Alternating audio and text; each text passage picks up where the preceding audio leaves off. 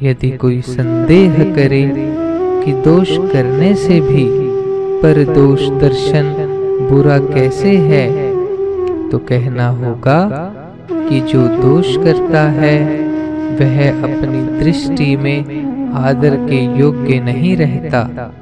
इससे उसके हृदय में एक व्यथा उत्पन्न होती है और दोष करने में जो कठिनाइयां होती हैं उन्हें भी वह सहन करता है और उसके परिणाम को भी जान लेता है।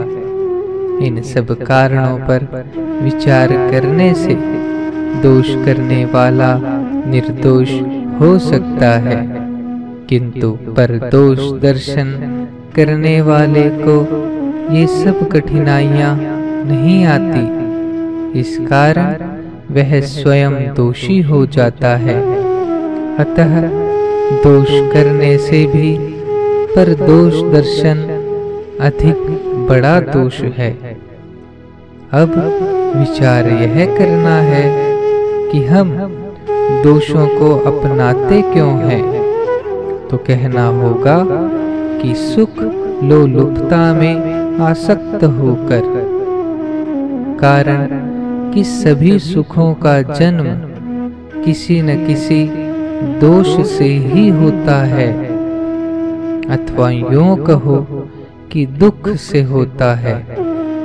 जैसे यदि लोभ का दोष न हो तो लाभ का सुख नहीं होता और न हानि का दुख होता है। यदि मोह का दोष न हो तो न संयोग का सुख होता है और न वियोग का दुख होता है।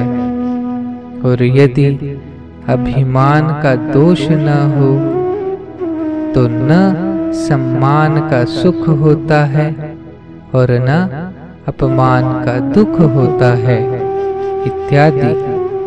अतः स्पष्ट हो जाता है कि सुख दुख किसी दोष का ही परिणाम है। निर्दोषता आते ही मानव सुख दुख से विमुक्त होकर अनंत चिन्मय नित्य आनंद से अभिन्न हो जाता है। निर्दोष होने के लिए जब यह अनिवार्य हो गया कि हम अपने प्रति न्याय करें, तो यह जानना होगा कि अपने और पराये का भेद क्या है। तो कहना होगा कि जिसको हम जिस अंश में जितना अपने निकट पाते हैं उतना ही उसको अपना, और जिसको जिस अंश में जितना दूर पाते हैं उतना उसको पराया संबोधित करेंगे।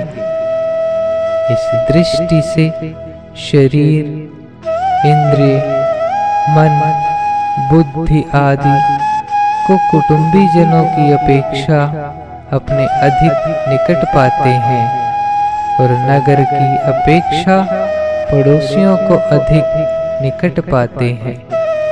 अतः हमें सबसे अधिक न्याय अपने मन, बुद्धि आदि के प्रति करना होगा। और ज्यों-ज्यों दूरी बढ़ती जाएगी त्यों-त्यों न्याय प्रेम तथा क्षमा में बदलता जाएगा, क्योंकि न्याय अपने प्रति तथा प्रेम एवं क्षमा दूसरों के प्रति करना है। यदि हम ऐसा न करेंगे तो न तो निर्दोष हो सकेंगे और न निर्वैर। यदि हमने अपने मन बुद्धि के प्रति यथार्थ न्याय किया होता तो आज मन में अशुद्ध संकल्प ही उत्पन्न न होते और न बुद्धि में अविवेक होता। अविवेक के बिना अशुद्ध संकल्पों में प्रवृत्ति न होती और अशुद्ध संकल्पों में प्रवृत्ति के बिना सदाचार दुराचार में न बदलता। दुराचार के बिना समाज में दोषों का प्रसार न होता। इससे यह स्पष्ट हो जाता है कि यदि हम अपने मन बुद्धि के प्रति न्याय करने लगे तो हमारा व्यक्तिगत जीवन ही पवित्र न होगा, बल्कि समाज में भी पवित्रता का प्रसार होगा। अतः अपने प्रति न्याय करने में अपना तथा समाज दोनों का ही हित निहित है और न करने से दोनों का अहित है, जो अमानवता है। अब यदि कोई यह कहे कि सुख दुख तो जीवन में स्वभाव से ही उपस्थित है, इतना ही नहीं, आज हमारा सुख हमारे लिए बंधन बन गया है और दुख ने हमें भयभीत कर दिया है, तो उसका कारण यह है कि हमने अपने प्रति न्याय तथा दूसरों के प्रति क्षमा तथा प्रेम युक्त भावना से सुख दुख का सदुपयोग नहीं किया। यदि हम सुख का सदुपयोग सेवा अर्थात उदारता में और दुख का सदुपयोग त्याग अर्थात विरक्ति में करने लग जाएं, तो न तो सुख बंधन का हेतु रहेगा और न दुख भय का। सच तो यह है कि सुख दुख भोगने के लिए मानव जीवन में कोई स्थान ही नहीं है। उनके सदुपयोग में ही मानव का पुरुषार्थ निहित है।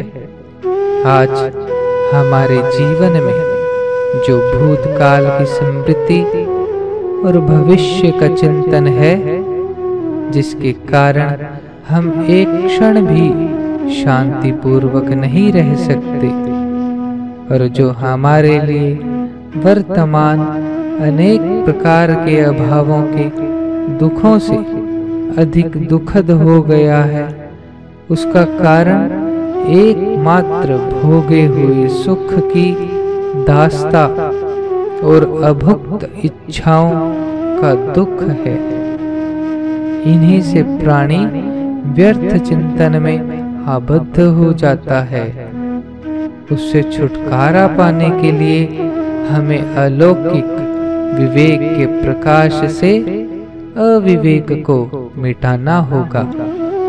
उसके मिटते ही शरीर से असंगता आ जाएगी, जो सुख की दास्ता को खाकर अभुक्त इच्छाओं से मुक्त कर देगी। फिर व्यर्थ चिंतन मिट जाएगा और जीवन शांति से भर जाएगा।